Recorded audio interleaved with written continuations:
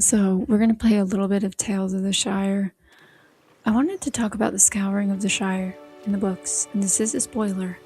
So, essentially, you remember Saruman and Wormtongue meet up and they lose Isengard to the trees, as they deserve, and then they go to the Shire and they cause problems. Specifically, what they do is they build a factory and they exploit the hobbits. They essentially force them into forced labor.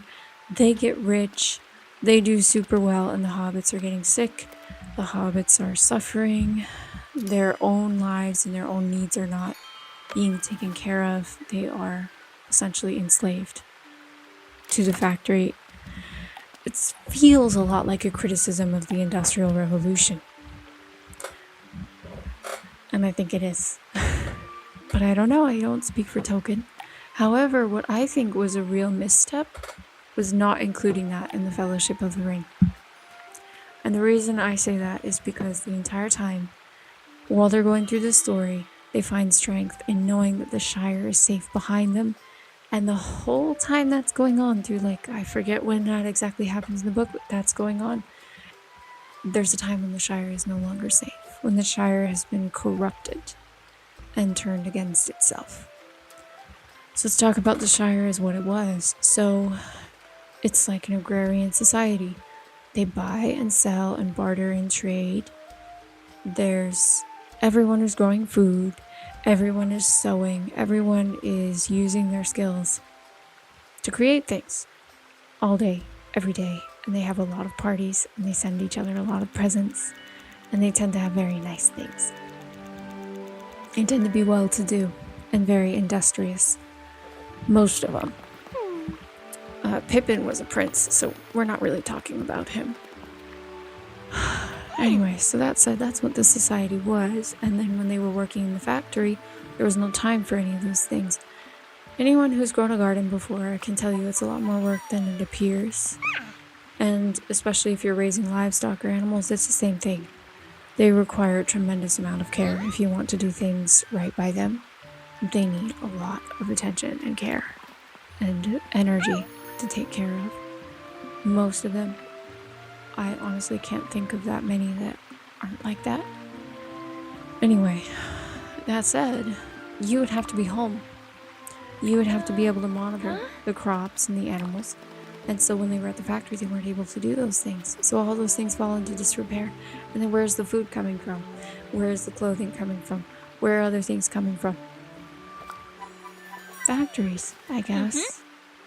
But it's nowhere near as good as what people who knew the land and knew what was going on, knew how to do these things, and had years and years and years of ability to do these things could do.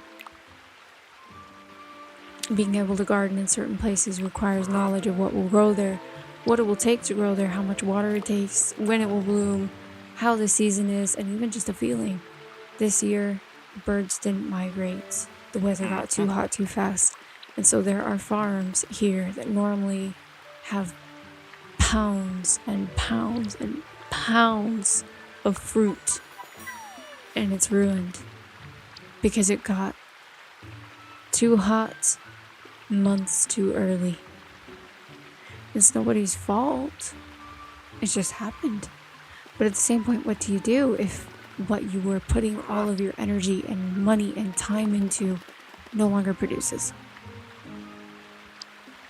I don't know. Do you take on debt? Do you have multiple businesses? What do you do? I don't know how everybody else does it. I think there's a lot of farms and homesteads that use social media and other forms of income and courses and classes and all these other things to make money. I can't fault all of it because at the same point it's like it would be hard without charging a significant amount to make enough money to live off of and support a farm based on what you do.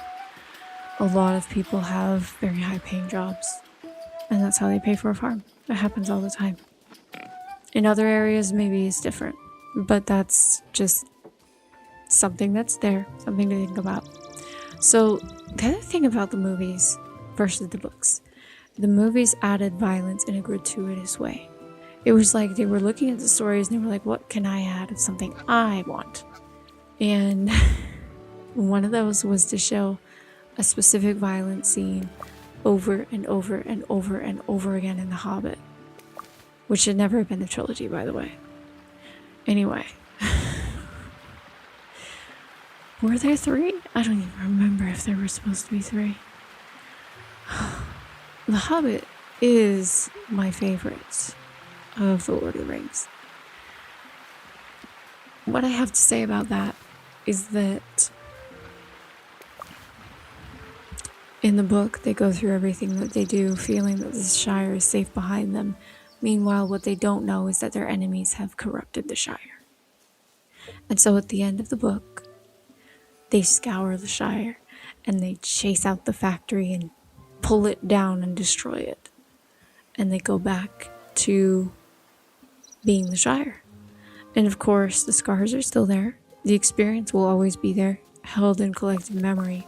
But there's something cathartic about that. Just like the trees tearing apart Isengard. There's catharsis in setting things right again after a wrong has been done. And that didn't happen in the movie.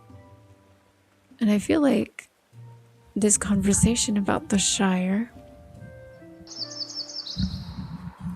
because it was through all of the novels and all of the books, that had to be in there because Tolkien was making a point. It was important to the story. Anyways, as far as things go with farming and growing things, I would say ignorance is the easiest thing to exploit. Learning more about where food comes from and what the price of things should be helps you make informed decisions, and that's never a bad thing. Some of you might be really upset if you actually look into a few things. That was definitely the case for me, but we won't talk about that too much. How long do you have to raise a chicken before it lays its first egg? The answer for quite a lot of chicken breeds, except some mutants that they've been working on, for your usual heritage chicken breeds, it's anywhere from 12 months to 18 months. So that's a year to a year and a half. And then they lay for 2 or 3 years. Most chickens in factory farms, I can't talk about it. You'd have to look it up yourself.